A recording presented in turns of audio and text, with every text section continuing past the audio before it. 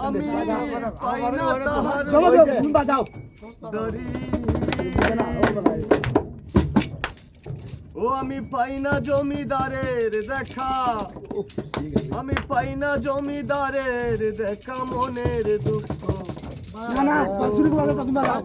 এই বাজাও শুনে না ওরে আমি তো সেই গোরের মালিক পরের জায়গা পরের জমি ঘর বানায়